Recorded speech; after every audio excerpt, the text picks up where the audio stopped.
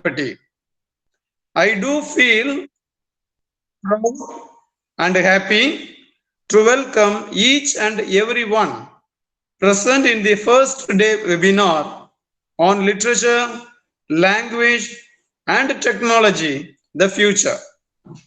I will not take much time, though I have to play a threefold role of welcoming you all, introducing the chief guest, and much more important that I should thank the organizers and our college staff, both teaching and non-teaching of our college, who are making this webinar a successful one. First of all, I welcome our beloved and esteemed principal, Dr.R. Ravichandran, with whose fullest support we planned these 2-day webinars. On behalf of the Department of English, I welcome you, sir. Sir, welcome. Sir, Principal, sir, I welcome you. Sir, thank you, sir. Thank you. Thank you, sir. Also, I thank you for your inspiration, encouragement, also for having given permission for this webinar. Thank you, sir. Sir, thank you. Principal, sir, thank you for your permission. Sir, thank you. Thank you, sir. Next, it is my privilege to welcome today's chief guest, the resource person, Mr.D.Ronald Hadrian, Assistant Professor of English, Karpagam Academy of Higher Education, Coimbatore, who is going to deliver a lecture on literature, language, and technology, the future. Welcome, sir. Mr. D.Ronald Hadrian, Professor. Thank you, sir. Thank you, sir. Welcome. Thank you. Thank you. I wish you all success. I wish you all success in the webinar. Thank you, sir. Thank you. Also, a very few words about our resource person. He is at present pursuing his Ph.D. as assistant professor in English at Karpagam Academy of Higher Education, Coimbatore. Served as coordinator in Bangalore from June 2015 to June 2018. He has authored and published 4 novels. It's very interesting, and I am much taken up by one of these title, Rosalind, I love you, but don't tell your dad. Very pragmatical title. Professor, really I am. And other 3 novels will be The Dark Blood, Eve's Tomb, The Diary of an Eccentric Woodian. These are the 4 novels authored by him. So, he has served as guest and resource person in a lot of programs and has presented a lot of papers. He is the founder of Inlit Academy, an institution or an organization which helps a lot of students to clear NET and SET examinations. It's a great job he's doing. Get placement and training for all the candidates who register and get through these examinations. He is also serving as Thread-Eared Club Advisor. And I thank you, Professor, for having consented for this webinar. I wish you all success once again. Thank you, sir. I do hope that this webinar will wisecrack to many of our questions, uncertainties, and other queries in the field of literature in relation to language and technology, also the future of basic studies and their concordant relation to one another. Of course, the interrelation of literature, language, and technology, the technological tools that we are making use of in our study of literature and language, and the modern technological instruments, facilities that are used in literature and language to learn, to master these studies. They are some of the essential factors that we should take into account or consideration in the learning process of literature and to have a better understanding as well as to have learned of literature and language, also other related studies to literature. I do feel extremely happy to welcome you all present in this webinar. So all the participants present, professors, associate professors, assistant professors, belonging to various institutions or belonging to various disciplines, research scholars, students of UG and PG, other participants and relateds also, and students of literature and other faculty members. I do have much pleasure in welcoming you all for the first day seminar. Also, I welcome the faculty members of Kovilpatti Government Arts College, also the students of various department of our college in a special way. I should welcome and thank Professor M.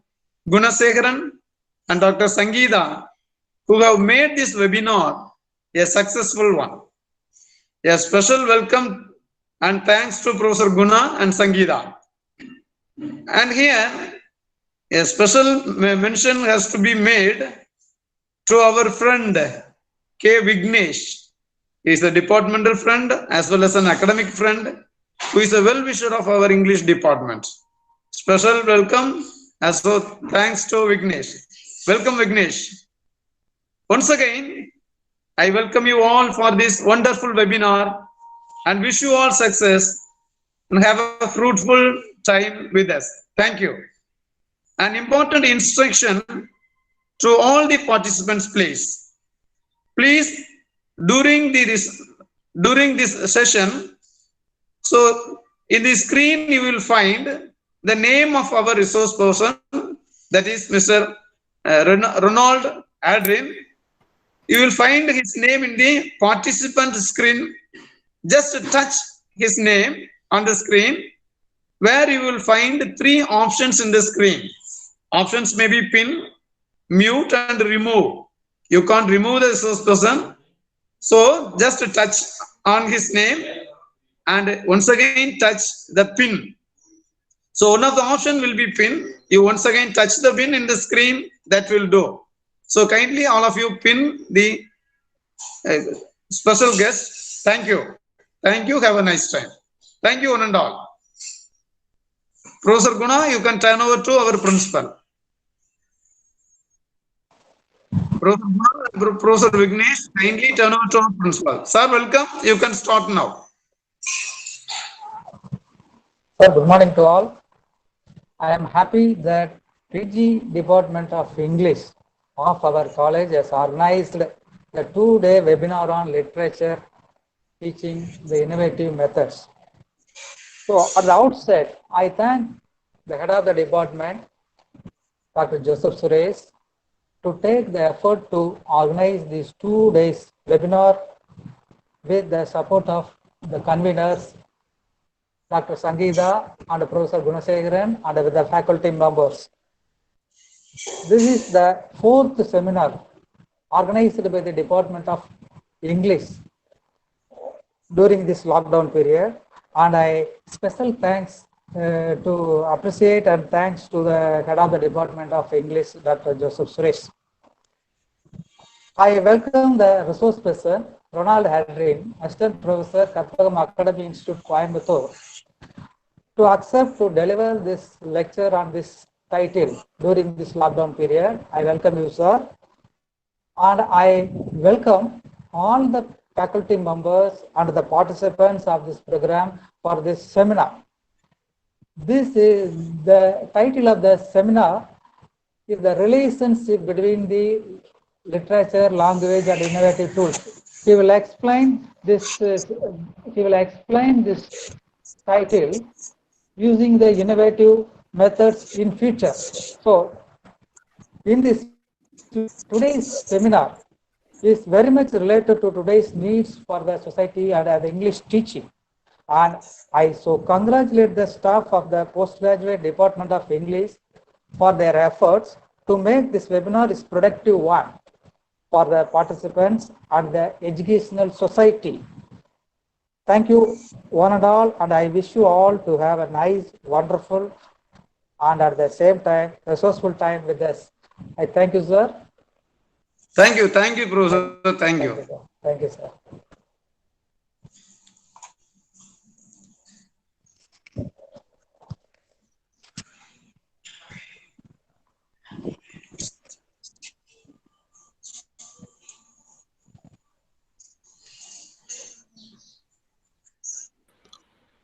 So shall I start, sir? Yes, of course, Professor. It's your time. You can start now. Yes, sir. Yes, sir. Hi, good morning, everyone. This is Ronald Hadrian. First of all, it's a pleasure to be here, and the welcoming, it was great. I extend my hearty thanks to our principal, sir, and then our HOD, sir. It's a great privilege to be here. And today, I'll be talking about literature, language, and technology, how it's related. I want you all to be as interactive as possible. That means you will be answering in the chat box. You don't need to unmute and talk. You can just answer in the chat box. So I hope it's all clear. So let's get into the presentation.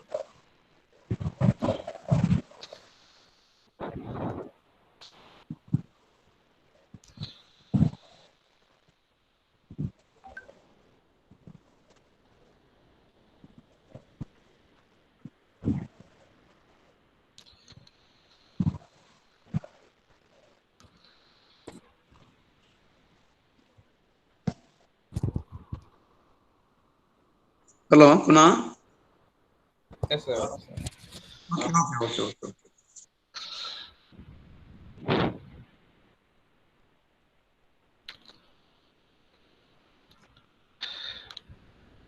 Okay, I hope you can all see the screen presented there.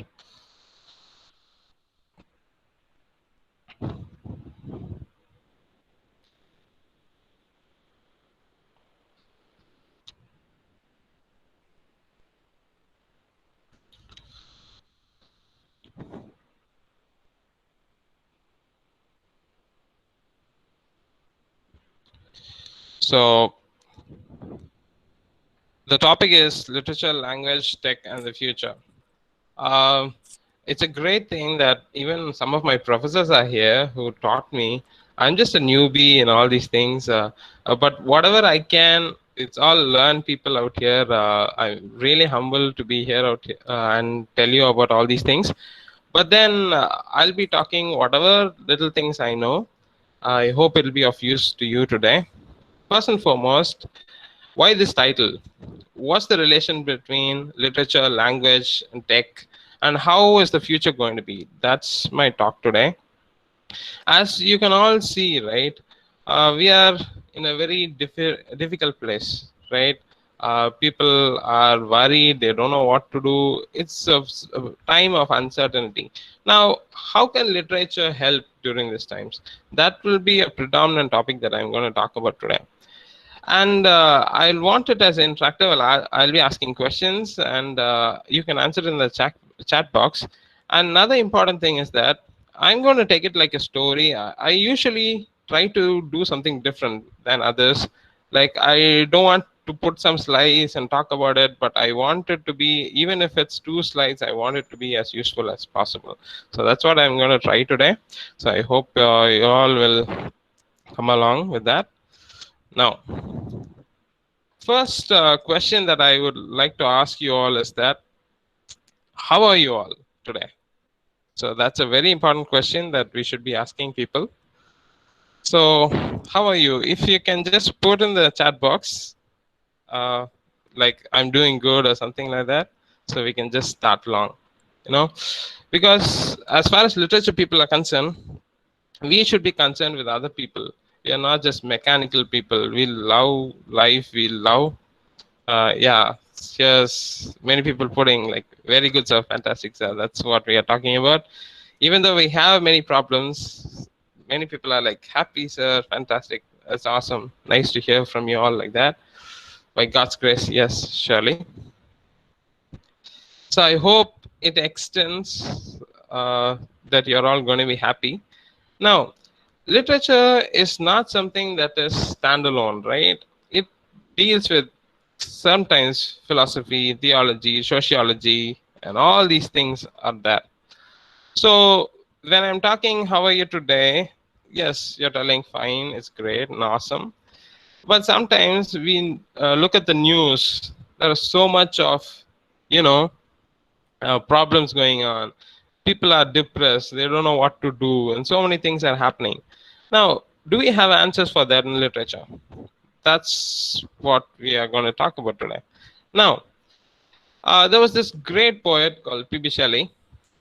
So what happens is one day he's written this great poem called Revolt to Islam, and that did not do well. He was kind of depressed. So he just walks one day to a small woods, and he sits there and he just meditates. And that time a wind starts blowing, and when that wind starts blowing, he just inspired in a second that he starts writing this wonderful ode, that ode to west wind. He gets so inspired that he finishes up the entire poem in a single setting. But what's so special about that poem is that by the end, here is a Stoic philosophy that he talks about. He says, if winter comes, can spring be far behind? What a beautiful line. If winter comes, can spring be far behind? But basically, he's very practical. Look, seasons are like fixed.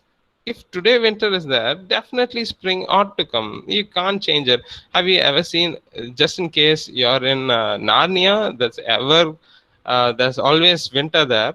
But then in real world, obviously, if you're having winter today, tomorrow is going to be spring. We can change it. That's how life is also, right?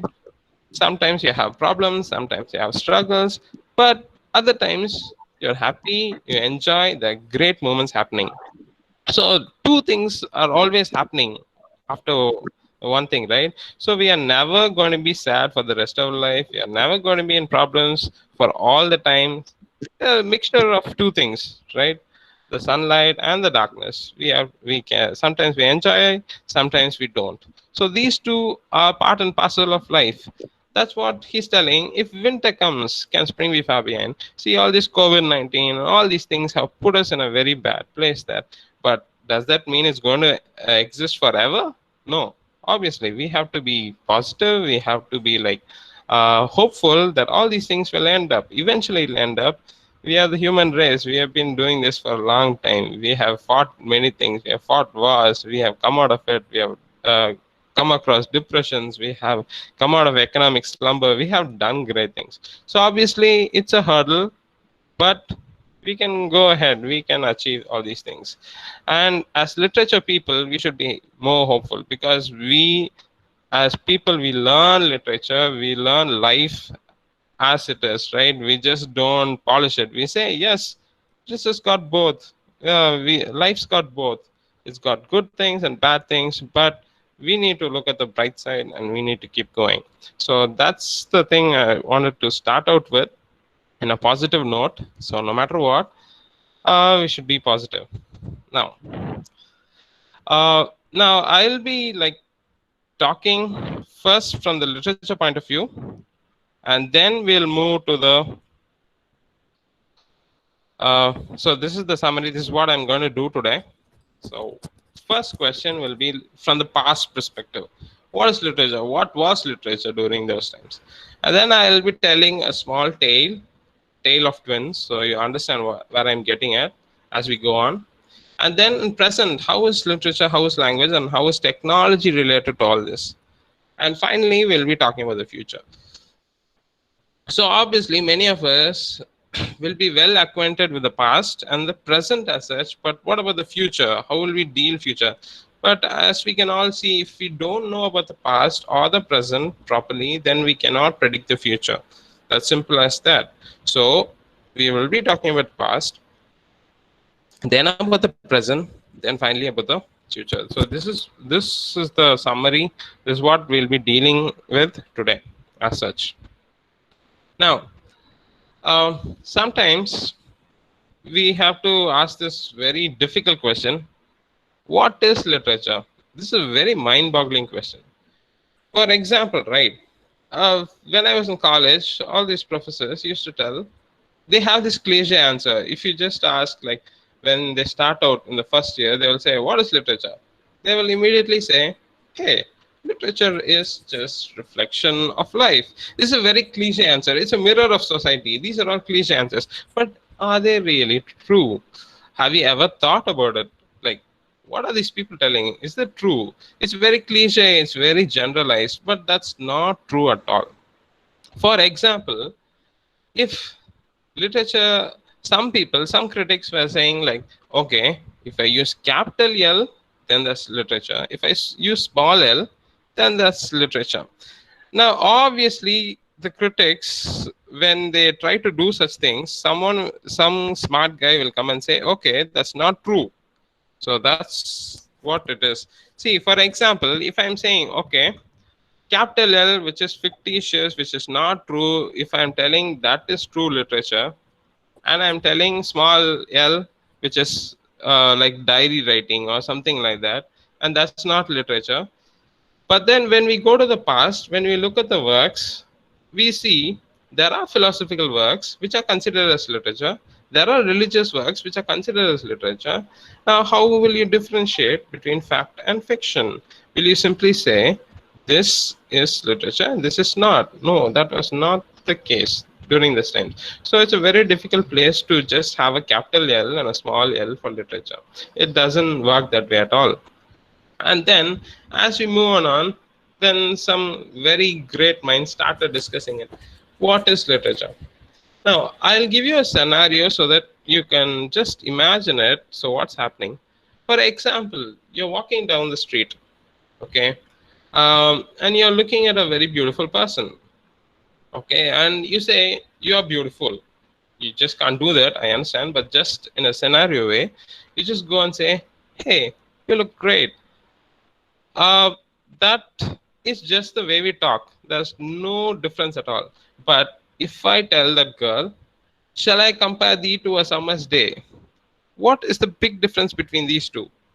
If I say you're cute or you're beautiful, or if I say, shall I compare thee to a summer's day? What is the difference? This is what the Russian theorists started telling. Okay, the difference is in the way we tell.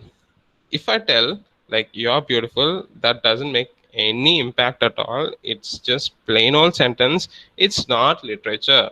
But then they said, if I tell it like this, shall I compare thee to a summer's day? There's something different. The word formation is different. The way you tell it is different. So this is called the literariness of a text. So if somebody tells you in that way, then you understand, like, okay, this is literature. If you don't tell it in a certain manner, if you don't have a certain rhythm or style, then it's not literature.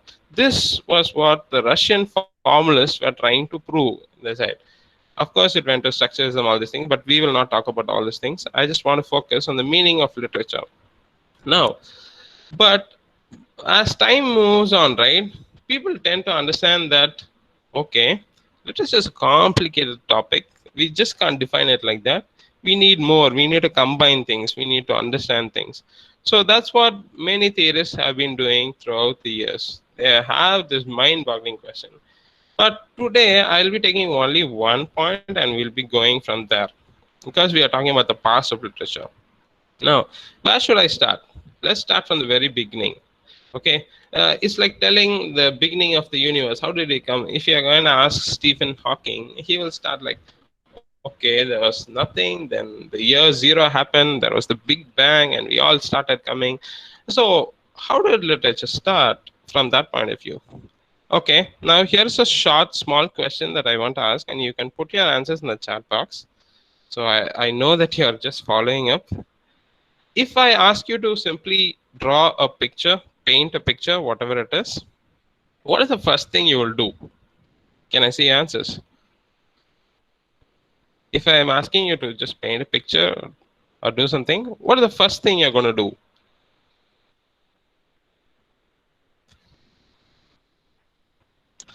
Can I see your answers in the chat?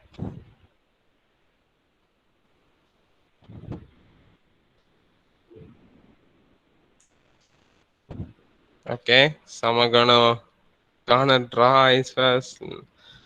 Someone's telling think. I'll pick the brush up and get a paper and pen first. We'll think. Okay, so some of you have got the answers. Thank you so much. Sharpen the pencil. Yes. Some of you got the essence of what I am trying to say, and some of you will very pragmatically take a pen and paper. But yes, that is active thing you do. But really, what you're doing is, first of all, you've already created that in your mind. You have thought about it. That's the most important thing. You have already thought about it. Yes, imagine or thought completely what you have drawn, right? So what you already have an idea in your head. It's already there. Now, this idea, okay, this idea or this thought, this imagination just turns into words. That's what writers do. They have the thought in their mind and then it moves to the word form. It has a form now. That's called word. In theology, this is how they say world got created. From the thought of God to the word. That's in Greek, we call it logos. So it moves from the thought and to the word. Now, we are going to talk the most powerful thing in the world. If it's true, if it can create life, then we have to talk about the word. And word is literature and language. Without a word, nothing happens. They are the atoms, they are the most powerful things that create literature and language. But then, now a thought had become a word, but then what happened to this word? They gave birth to the twins. Okay, they gave birth to a twins. So that is the story I'm going to tell you about the birth of the twins next. So if you're clear till here, then we will proceed. That is, we have talked about what is literature. Then we have talked about why it's so difficult to explain it. We have talked about Russian formulas explaining it. And now we have come to the thought, then the word process, and the word has given birth to the twins. Now, who are the twins? Now this will be interesting. We are talking about twins and what they could do, right? Now, this is the story of the twins. They are called Lani and Lini.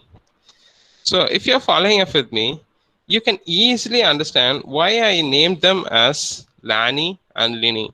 Can you tell me why is their name like Lani and Lini? Anyone? If you can answer. Why did I call them Lani and Lini? Yes, Nivedita Rajan ma'am has said language and literature. Wonderful. Anyone else?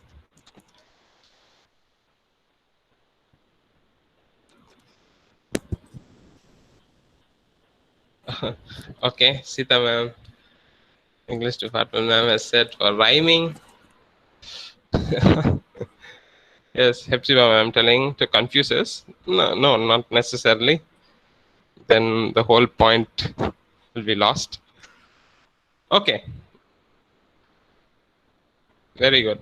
So Lani, L-A-N, that is language, and Lin, literature. So I just named them. Remember, Lani is language and Lini is literature. They are the twins that's come out of words.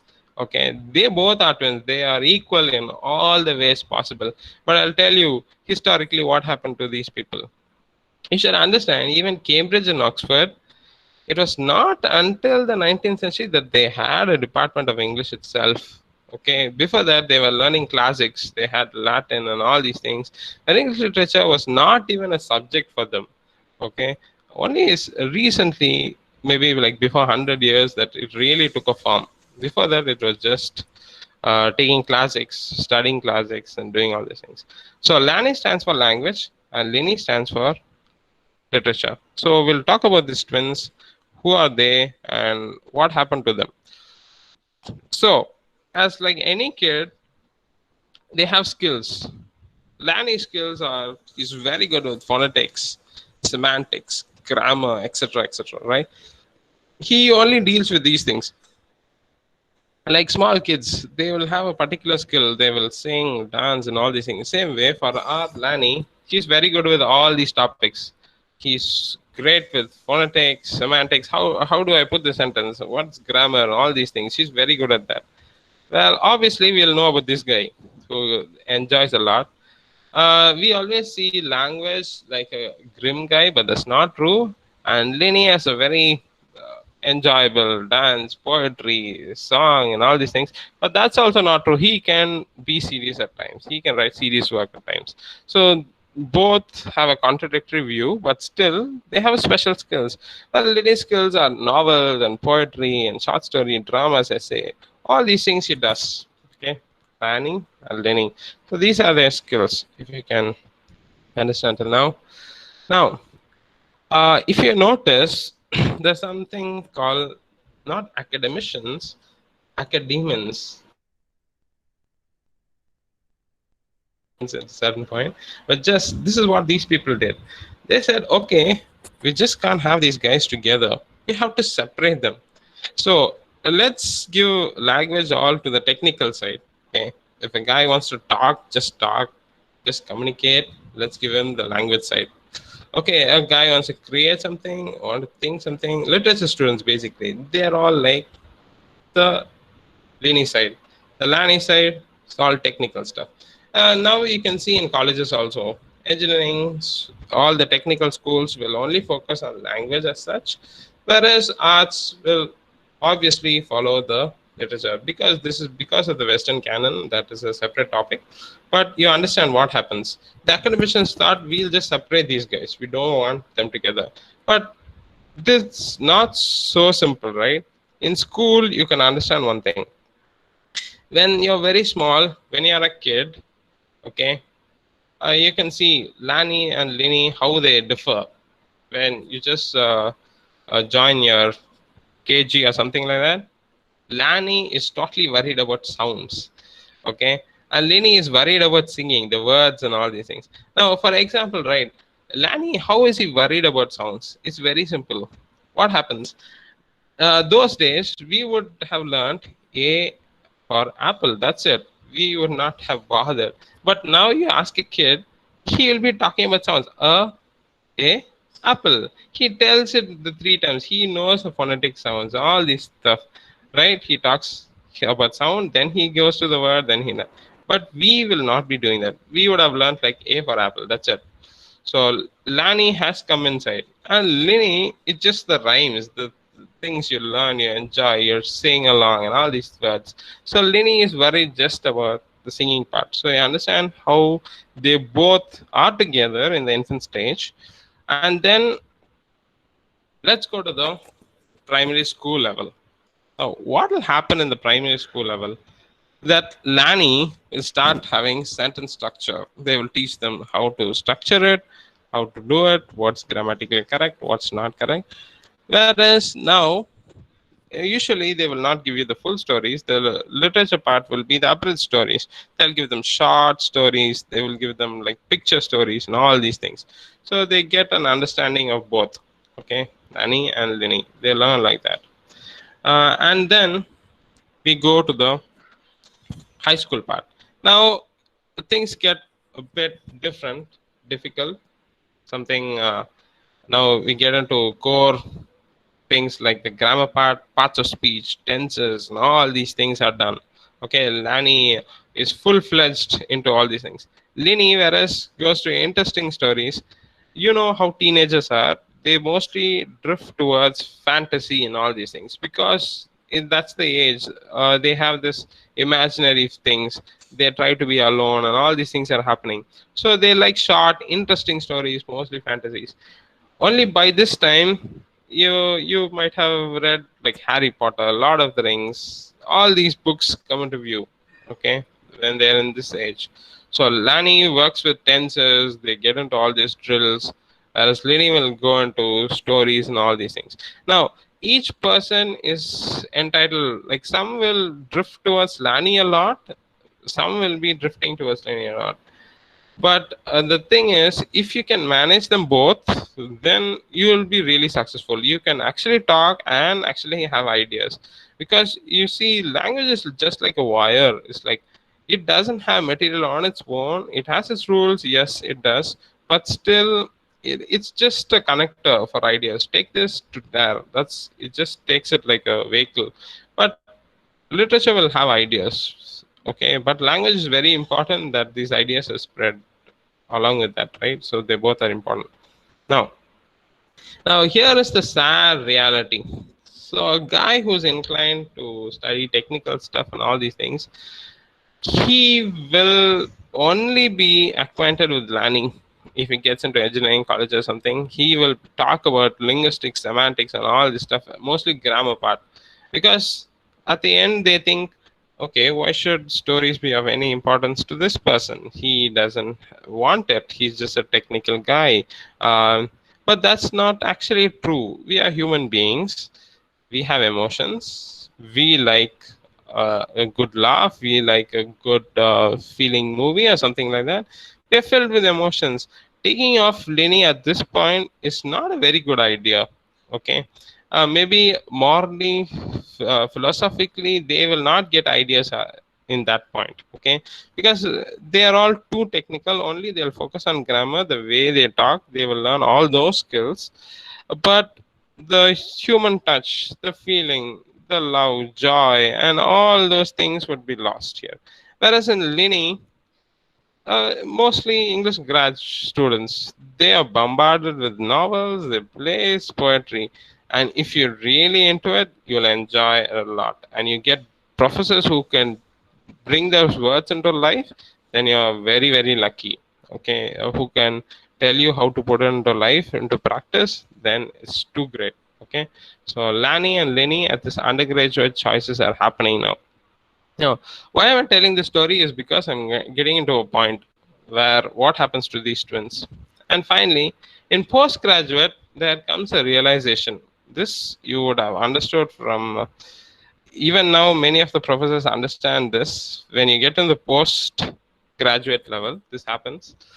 Usually, Lani is still structure, sign, deconstruction, all these things. And Lini will be focusing on great books, criticism, theory, and all these things.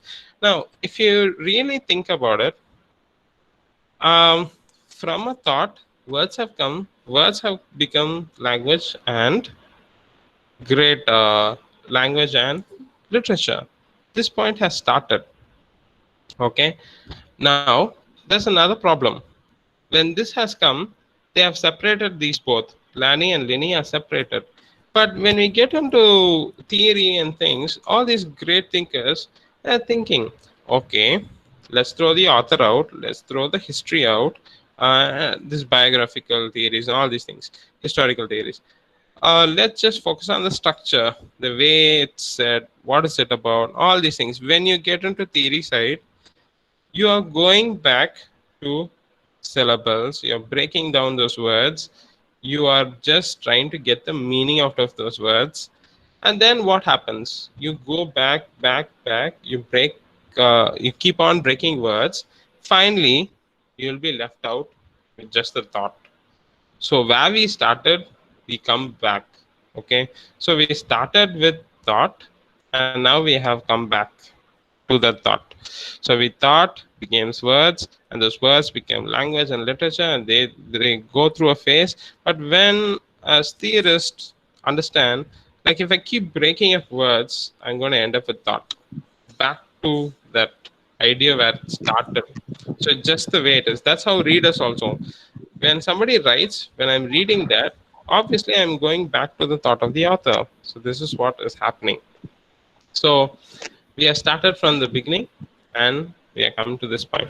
Now, these are all in the past, what literature is and how it is in the present. Okay. Now, some practical things I'll tell you how to really improve language through literature. There are ways using technology right now. We have it in our hand, mobile phones. How do you do that? All these things we'll see.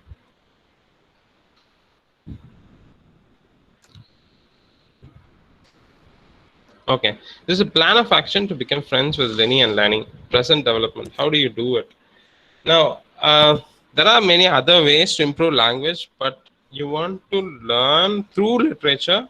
These are the best ways. Obviously, every language is divided into 4. That's the LSRW skills. And you might understand it very deeply that Listening is the first skill, because when you're born, you just listen to it and then you speak. Because no mom had ever said, like, look at 1 year old kid or 6 month old kid. No mom will make him sit and say, hey, look, kid, today we're going to start with nouns. No, that's not the way they learn language. The way they learn it, they listen to it, then slowly they move to the speaking part, and then they get to school they where they teach them reading. They imitate and speak. They get to school, then they read, and then the most complex skill, that's writing skill. Now, how do you improve these skills? Through language. Okay, I'll give you some simple tips. Of course, listening to audiobooks. This has become a great fad now. Like, everybody is doing it, but there are many benefits. Okay, if you're like, okay, I want to develop free stuff, then LibriVox is an awesome website and app which provides free audiobooks. Use mostly all those books, classics which are not copyrighted right now. All those books like Sherlock Holmes or Jane Austen novels or Shakespeare plays, all those things are read out by people. You can simply get a text and listen to it. You are improving both. You are listening to a text as well as you are improving a language. Both are happening.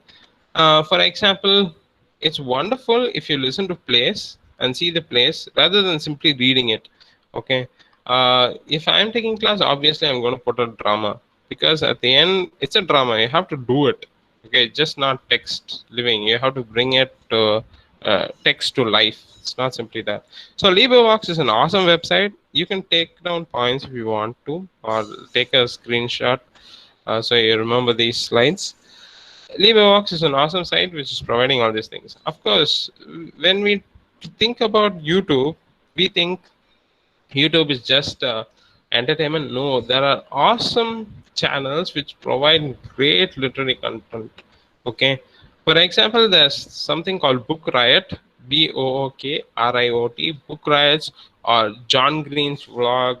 All these channels, they provide awesome insight into books and all these things. So you can use YouTube to listen to all these people, get to know about more books. Of course, if you can afford it, if you want like really quality based audiobooks, then audible.com and scribed.com are an awesome place to listen to all these things.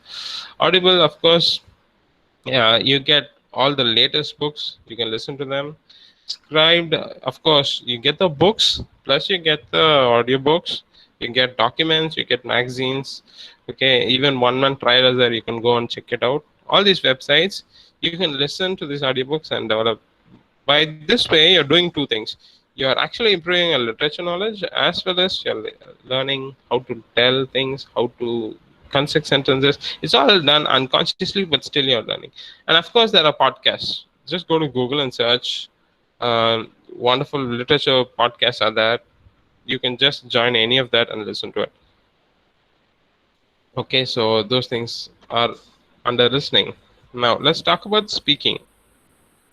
Learn to be a storyteller. See, when we are talking, if you are simply going to tell points, that's no use. But if I learn to be a storyteller, then that's a great thing. Okay, so that's very important.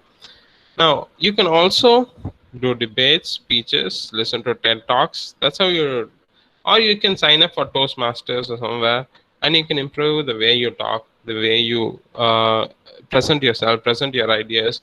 And I'm usually interested to see people take great ideas and make it as simple as possible. Give it with analogy so we'll understand it easily. When they do it, it's great. Okay, that's great speaking thing. Now let's talk about reading. Okay, reading literary works. Now I find that it should become a habit for us. Everybody should read, not only our text, which is prescribed, which is just generally reading as such. But if you don't have any ideas, you can look out. There are so many booklets and book clubs which help you to make a decision on what book to read. So, for example, I recently bought a book called "1,000 Books to Read Before You Die." There are 1,000 books, like some of the best books in the world literature. So you can get it and you can start reading it. it's just not that you have to read the popular ones, which is very famous now. You can just try and touch everywhere, every corner of the world. You can read. Okay, as Murakami, a famous Japanese writer, said, if you're going to learn something different, read different books. Okay, something mm, everybody if we're doing it, then it's not great, right? We're just following the canon. But if you can read elaborately, go into psychological, philosophical works, then you're something different. You're not like others. So what you're reading also should have a taste. Okay, so you can follow book lists. There are many book lists like that. We have the BBC best 100 books list. We have 1,000 books to read before you die, or whatever genre you're interested in, where a horror, romance, there are a lot of lists. You can start reading in that list order. Okay, and then writing, of course, as people who are part of the academic circle, we need to do the research work. Now I do this. If you're reading any book, we don't need to waste it. We can make it as productive as possible. We can change it to research papers. We can write a paper on it. We can, or we can do creative writing on it, whatever it is. So nothing is wasted. All these ideas are gathered for us as English professors. Nothing can be wasted. Whatever you listen, whatever you're talking, can change into something that's useful for your research or a paper, which is in turn will help in your academic circles. Of course, finally, vocabulary. Now, I don't mean that you just memorize words, but scientifically they have proven that the more vocabulary you know, the better is your IQ. Okay, the more words you know, the better IQ it seems. So if you can, why is that? Is because if I know words to present some ideas, I get a different viewpoint. I understand it better. If there are no words for certain things, I will never understand it. I recently read an article that in, this um Indians, not our Indians, that is, we're talking about the red Indians, the Americans, the red Indian folks. In their language, there is no word for stutter, stuttering, right? They never even created a word called stutter or stuttering. There's no equivalent word. What's so interesting is that in their community, no one comes across that problem. No one stutters. Why? Because that doesn't even exist in their world. That word doesn't even exist in their world. So they don't even do that. So you understand how powerful words are. So if you know more words, if you understand certain things, you go to a higher plane of understanding. So words are very important. But that happens organically when I read, when I listen. I tend to learn a lot of words. Then, because of that, I become articulate. I can write better. I can speak better. This is what is happening. So at present day, this is how you develop. This is a plan as such. You can do all the skills just by using technology. It's all in your phone now. You can use all these websites. There are so many free resources. But the way you do it is put a time limit, manage your time, use it. You're going to improve. Okay, now we are talking about the future. We are coming to the future part. Okay. So we are talking about the last part. This is the last. So what we are doing is, this will be the future. The dystopian literature, women's studies and queer studies will be the future, because of problems right now we are facing and all these things are happening. Now, utopian literature is something ideal, which will never happen hereafter, but dystopian will happen. This is what will happen. There will be many problems that are going to happen. So many literature is based on that. When you're talking about zombie novels or when you're talking about alien attacks and all these things, you're talking about dystopian literature. Basically, but what's so special about this literature is that even though some big problem, a catastrophic problem has happened, a great thing has happened, people are all suffering, yet these protagonists somehow will have a way to solve the problems. That's what we want to learn from this literature, right? We want to learn how to solve these problems, how to do all these things, how to escape from all these things. So that's dystopian. Women's studies are definitely the future. and queer studies. Okay, this is what the future literature will be all about. Okay, and now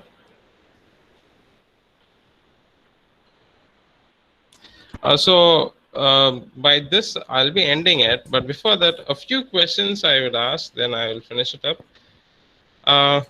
For this, what future will hold, right? In case of an alien invasion, what would you do? I would just like to see your answers, just short answers. Then we'll go to the next question. I'll tell you how the future is going to be. Then I'll complete it off. That's it. So, in case of an alien invasion, what would you do? What would you be doing? Any answers?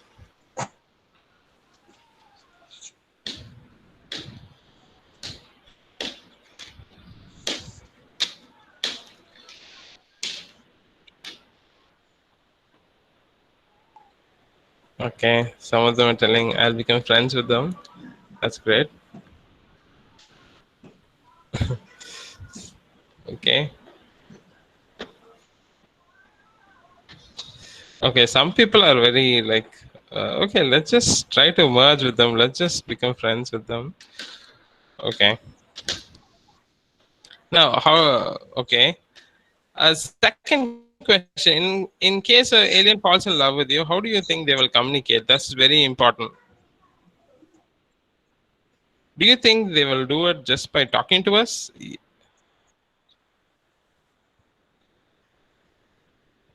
Maybe with sign language and all these things. Okay. Due to constraint of time, we will just go. Many people are telling signals, all these things. Okay. In case an alien falls, I read a novel called The Fifth Wave, but there is a important sequence there. Okay, some people are like so great. They're telling love doesn't need verbal communication, all these things. Wonderful. Now, in case an alien falls, so what happens in this novel is very simple. The aliens have attacked, they have taken over the entire world. But then the girl asks them, how do you communicate? They say, we just don't have bodies. We just do it through our consciousness. We just talk through our thoughts. Now, that is a fascinating thing. What has happened?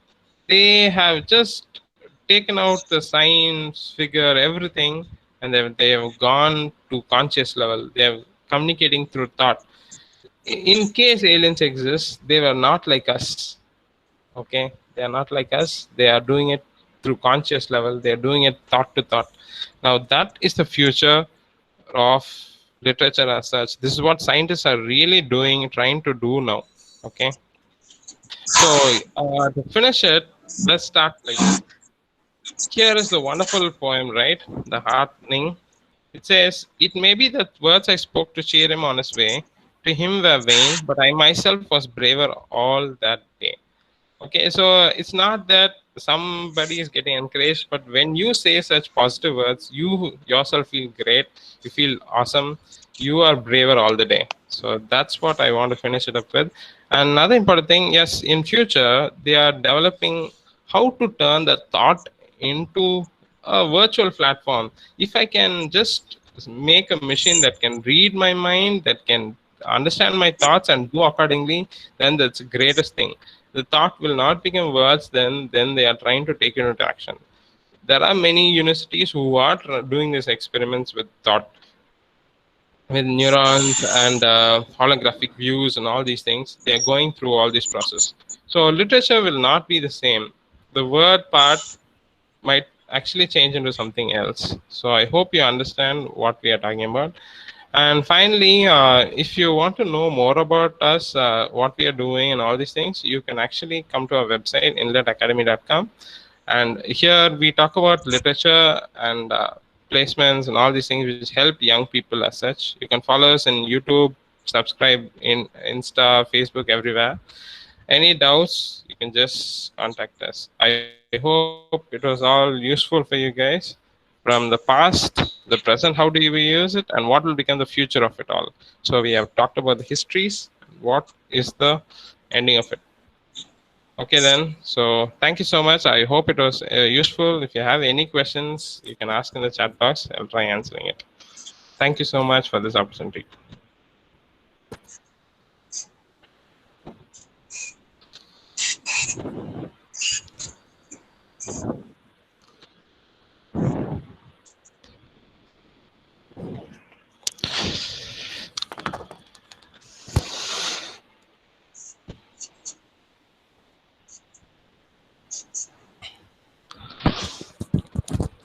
anyone's got any questions.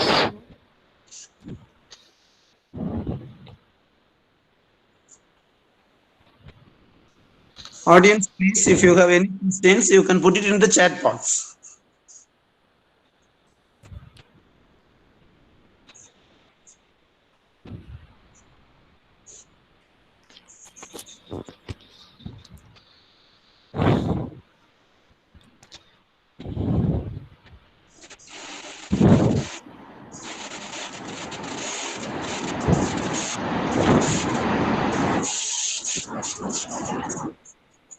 Okay, in case you're teaching grammar as such, the best way would be for them to just imitate and learn English, but that is not really feasible at every point of time. To teach grammar, you'll need different methods, activity based. Uh, there are so many videos you can see on YouTube where they do this in activity based. That is more useful for students to learn literature. I mean, language as such.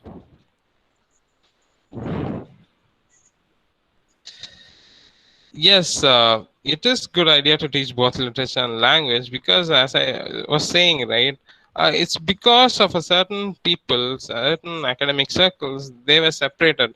But linguistic on its own is very broad field now. I don't think.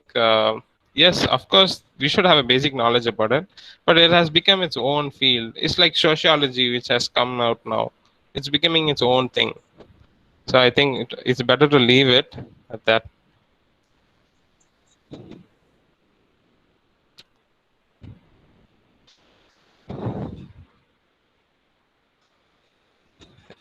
Yes, if you try to change thoughts into words, it's actually a control thing, right? It's not just brain is so beautifully developed that it listens to certain things only and it'll forget certain things. We are so beautifully designed that we will not have all the commotions in our head.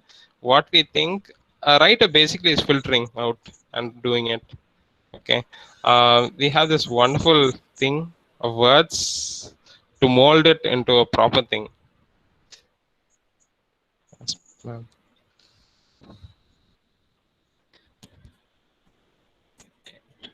Anyway, I hope it was all very useful to you people.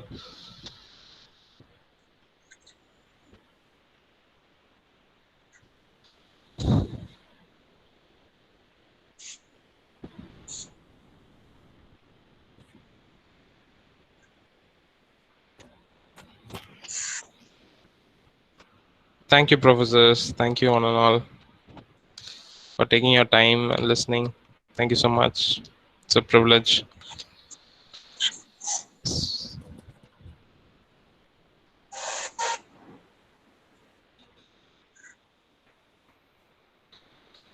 Professor Guna, shall we conclude? Professor Guna, Vignesh. Professor Vignesh. Professor Vignesh, shall we go to the concluding part of it? Yeah, sir. Sure, why not? Okay. Professor Ronald, Hadrian, thank you so much. Thank you so much. It's very interesting, very informative. We are getting feedback on it. Thank you so much. Heart of bottom of really, it's good taking the notions of language, literature, as well as the technological tools, which are very helpful in teaching literature and language. Thank you so much. With so much of effort, you have with so much of ideas about language and literature, with modern ideas also you have come up with, and we thank from the Department of English. Thank you so much. Now, Thank you, sir. I invite Dr. Sangeetha to propose vote of thanks. Thank you, sir. Thank you so much, sir. Hello, sir. Welcome. Go ahead. It's audible. Okay, sir. I'm honored to have the opportunity to propose the vote of thanks on the first day of Leisure, Learn, Language and Literature webinar series. On behalf of PG Department of English, Government Arts and Science College, Kovilpatti, first I would like to propose my heartfelt gratitude to our resource person, Mr. D.Ronald Hadrian, Assistant Professor of English, Karpagam Academy of Higher Education, Coimbatore, for making the session very interesting and thought-provoking We will definitely carry this information acquired to do more effective online teaching, sir. Thank you, sir. Since our sincere gratitude to our college principal, Dr.R.Ravichandran, sir, who supported in all our endeavors. I would like to render my heartfelt thanks to our beloved.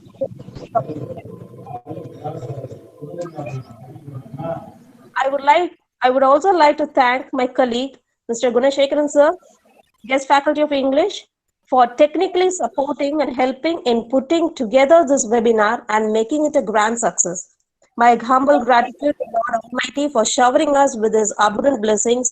And last but not the least, I thank all the colleges. Feedback forms are posted in the chat box.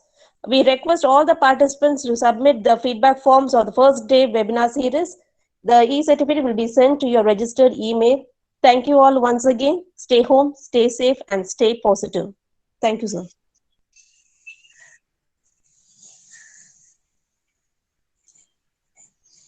Thank you so much, Dr. Sangeetha. Thank you so much. Thank you, Guna, Professor Guna, and thank you, Professor Vignesh. Now we Sir, can thank ask. you, sir. Thank you. Now we can ask the participant to leave the hall. Participants can leave the hall. Guna? Yes, sir. Yes, sir. Very nice.